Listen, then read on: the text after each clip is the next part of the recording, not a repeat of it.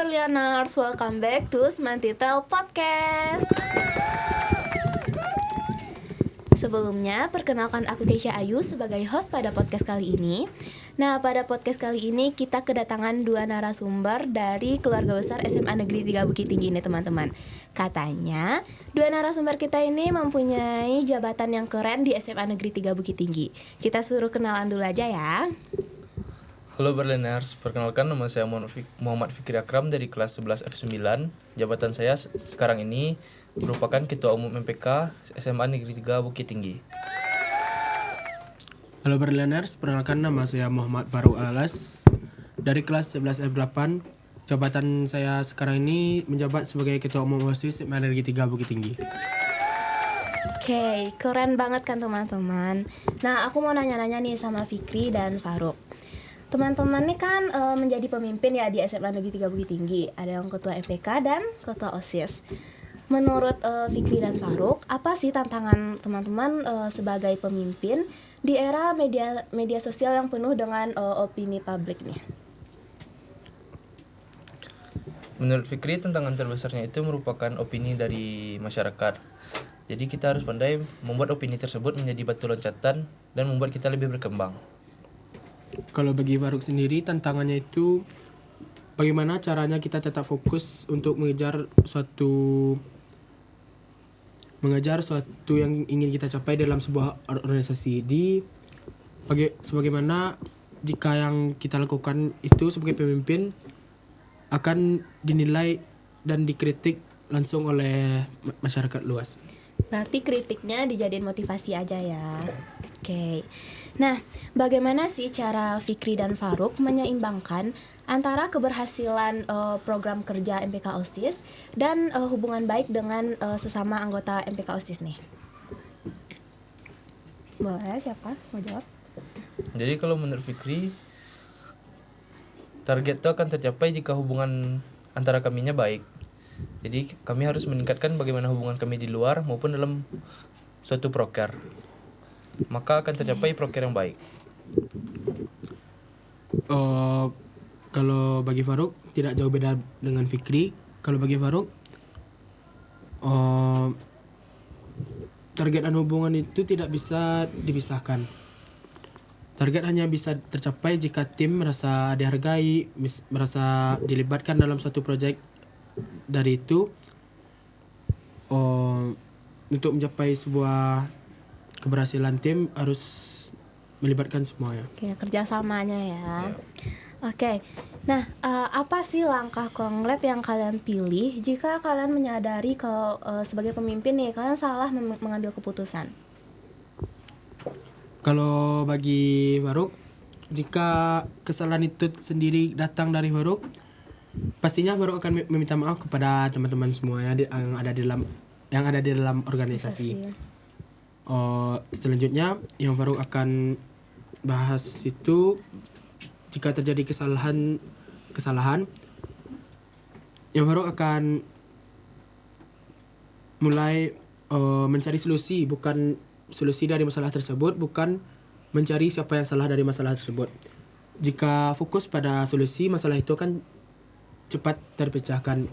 Begitupun sebaliknya, jika fokus mencari siapa yang salah, masalah tersebut akan bertambah besar dan tidak akan pernah diselesaikan. Betul. Kalau Fikri gimana nih? Kurang lebih dari Faruk semua sudah tersampaikan. Jadi kalau di Fikri pastinya akan minta maaf dan akan mencari solusi, bukan membentulkan apa yang Fikri katakan. Oke. Nah, seberapa penting sih peran mendengarkan ini kan dari teman-teman organisasi ya, daripada untuk memberi perintah teman-teman sebagai ketua di organisasi dalam gaya kepemimpinan Fikri dan Faruk? Kalau Faruk bantu jawab mewakili Fikri. Ya. Untuk mendengarkan dan memberi perintah tersebut,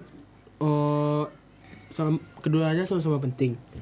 Mendengarkan setiap instruksi dari teman-teman di dalam organisasi maupun adik-adik itu sangat penting untuk mencapai sebuah keberhasilan, untuk mencapai sebuah jalan keluar dari suatu masalah. Oke. Jika kami sudah mendengarkan, sebaiknya bukan memberi perintah tapi memberi instruksi agar lebih baik untuk menjalankan tugas, agar teman-teman semua agar teman-teman semua yang dalam organisasi MPK OSIS dapat bekerja dengan baik dan merasa ada kehangatan kekeluargaan di dalam organisasi. Oke, berarti menurut Fikri dan Faruk, ketua itu bukan untuk memerintah ya. Ya. Oke. Nah, dalam sebuah organisasi nih pastinya yang namanya konflik kita nggak bisa ngehindarin dong. Terus bagaimana sih cara Fikri dan Faruk untuk menghadapi konflik tersebut jika terjadinya perbedaan pendapat di sesama anggota nih? Jadi Fikri yang pastinya pertama akan mencari sumber masalahnya, bukan menyalahkan dari orang yang tersebut, dan akan melakukan kumpul bersama untuk menyelesaikan masalah tersebut. Jadi bukan menyudutkan satu pihak saja, jadi akan mencari jalan keluarnya bersama-sama. Ya. Kalau dari Faruk apa sama? Kalau dari Faruk mungkin sama yang sama Fikri katakan, sebagai dari masalah tersebut bukan mencari siapa yang salah, sama seperti Faruk bilang tadi, tetapi mencari jalan keluarnya agar masalah tersebut tidak bertambah besar. Oke. Nah, kita tahu ya MPK OSIS ini udah dari tahun ke tahun. Otomatis Faruk dan Fikri juga punya senior ya di MPK OSIS. Gimana sih cara Fikri dan Faruk agar tetap menjaga integritas dan prinsip kepemimpinan teman-teman dengan senior atau atasan teman-teman nih? Faruk bantu menjawab. Jika menjaga integritas dengan senior atau alumni MPK OSIS, Ya. bagi Faruk sendiri untuk menjaga integritas tersebut, jika salah satu alumni tersebut memberi saran kepada kami tidak masalah jika saran tersebut diberikan kepada kami langsung ya. Kami akan menerima dan welcome sebagai saran tersebut, apapun yang dikatakan alumni kami sangat welcome sekali. Ya. Jika saran tersebut yang diberikan alumni tersebut memang benar-benar sesuai dengan apa yang terjadi pada tahun kepemimpinan kami akan melaksanakan saran tersebut dan memberikan instruksi kepada teman-teman semua yang ada di organisasi agar menjalankan solusi yang diberikan alumni tersebut.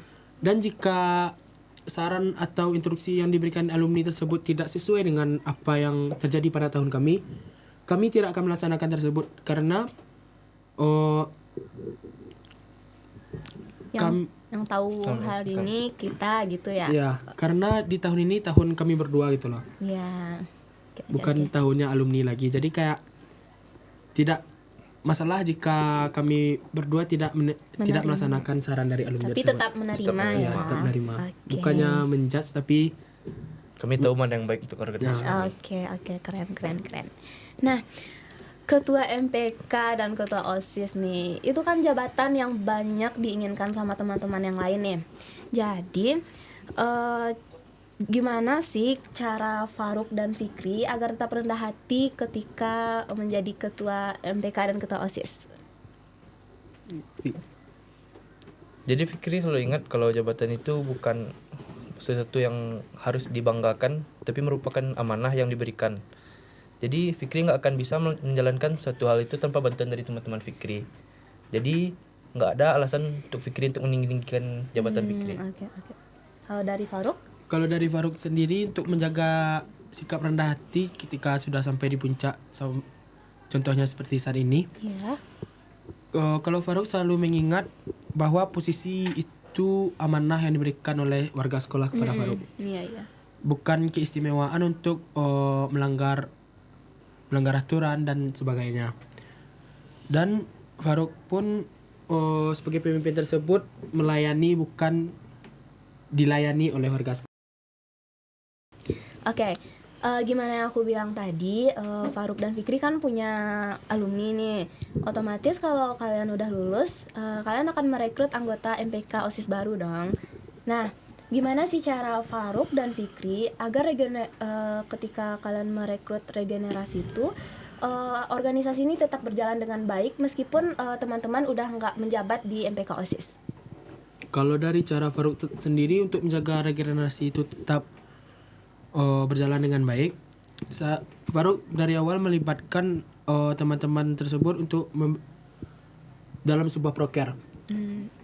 melibatkan dalam sebuah proker yang pertama. Yang kedua, Faruk memberi kepercayaan dan membimbing mereka membimbing teman-teman yang khususnya kelas 10 secara bertahap agar nantinya jika periode Faruk dan Fikram telah lewat 1 tahun dan atau 1 periode, teman-teman yang kelas 10 bisa menjalankan tugasnya sebagai regenerasi untuk melanjutkan kepemimpinan MPK OSIS. Oke, kalau dari Fikri sendiri? Yang pastinya kami akan memberi kesempatan kepada teman-teman kelas 10 untuk menjadi ketua pelaksana dan sekretaris pelaksana pada proker-proker tertentu, dan pastinya kami akan memasukkan kepemimpinan itu secara bertahap, tidak secara langsung masuk semua. Oke. Nah, misal nih dalam kondisi kritis dan darurat, jadi teman-teman harus membuat keputusan pada saat itu. Apa sih hal utama yang menjadi pertimbangan teman-teman ketika mengambil keputusan?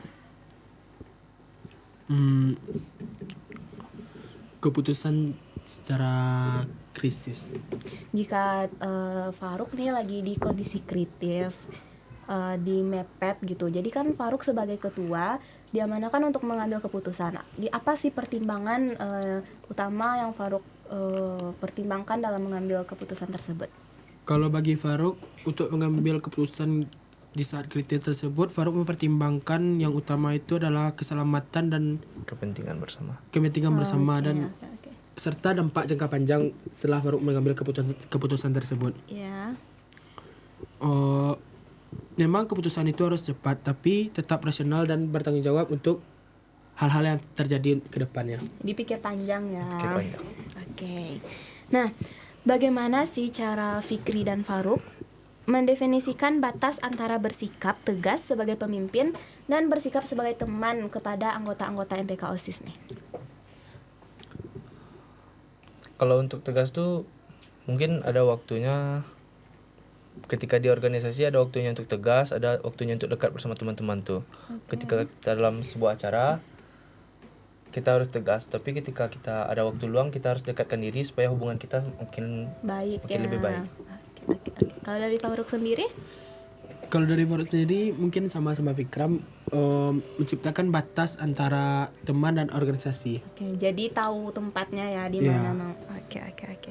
Nah, apa sih visi besar yang ingin Faruk dan Fikri capai sehingga Faruk dan Fikri itu merasa perlu untuk mengambil beban tanggung jawab sebagai pemimpin di sekolah ini? Jadi Fikri ingin MPK ini menjadi aspirasi bagi siswa-siswa ini. Jadi mereka itu benar-benar didengar, bukan cuma menyampaikan pendapat mereka. Jadi pendapat mereka itu tersampaikan. Berarti pendapat dari siswa-siswa yang lain gitu. Oke. Nah, kepemimpinan ini kan seringkali menguras energi mental nih. Jadi apa sih yang biasanya Fikri dan Faruk lakukan agar tetap memulihkan diri gitu, agar tetap bisa memimpin dengan jernih dan baik? Kalau cara Faruk sendiri, jika dalam berorganisasi, jika sudah benar-benar energi habis dan mental, Ya. cara Faruk mungkin mengambil jeda sementara untuk istirahat dari organisasi, bukan istirahat untuk memimpin tetapi Waktu untuk sendiri. waktu untuk sendiri mungkin. Oke. Dan Faruk akan berbicara dengan orang-orang yang dapat Faruk percaya, dan setelah itu Faruk akan kembali ke Baru kembali memimpin gitu. Iya. Oke, kalau Fikri sendiri? Kalau untuk Fikri biasanya rehat sejenak, mungkin melakukan olahraga atau kumpul bersama teman-teman dan keluarga. Soalnya harus ada yang diceritakan gitu, harus Oke, lepas semuanya. oke.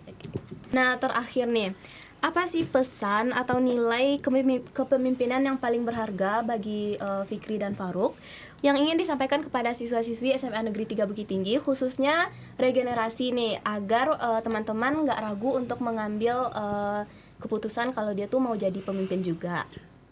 Kalau pesan Faruk untuk teman-teman semua, jika ragu untuk mengambil jabatan sebagai pemimpin, ingat menjadi pemimpin itu bukan menunggu kita sempurna atau siap, tetapi menjadi pemimpin itu tempat kita belajar, berani mencoba dan berani salah dan mau tumbuh. Kalau teman-teman punya tekad dan yakin, pasti teman-teman bisa untuk menjadi pemimpin tersebut, sehingga organisasi atau organisasi yang teman-teman pimpin itu berkembang untuk kedepannya. Oke, kalau dari Fikri? Kalau dari Fikri, intinya teman-teman itu jangan nunggu jago dalam kepemimpinan dulu, baru berani mencoba. Karena dalam kepemimpinan itu kita bisa belajar. Yang penting kita itu berani untuk mencoba dan mau bertanggung jawab. Oke, jadi nih teman-teman yang mau jadi ketua MPK atau ketua OSIS, teman-teman nggak perlu sempurna untuk menjadi itu ya. Jadi setelah kalian menjadi pemimpin, kalian bisa belajar mengembangkan diri juga ya di sana. Oke, makasih ya Faruk dan Fikri. Ya, Oke, sekian dulu podcast kita pada kali ini. See you next time, bye bye.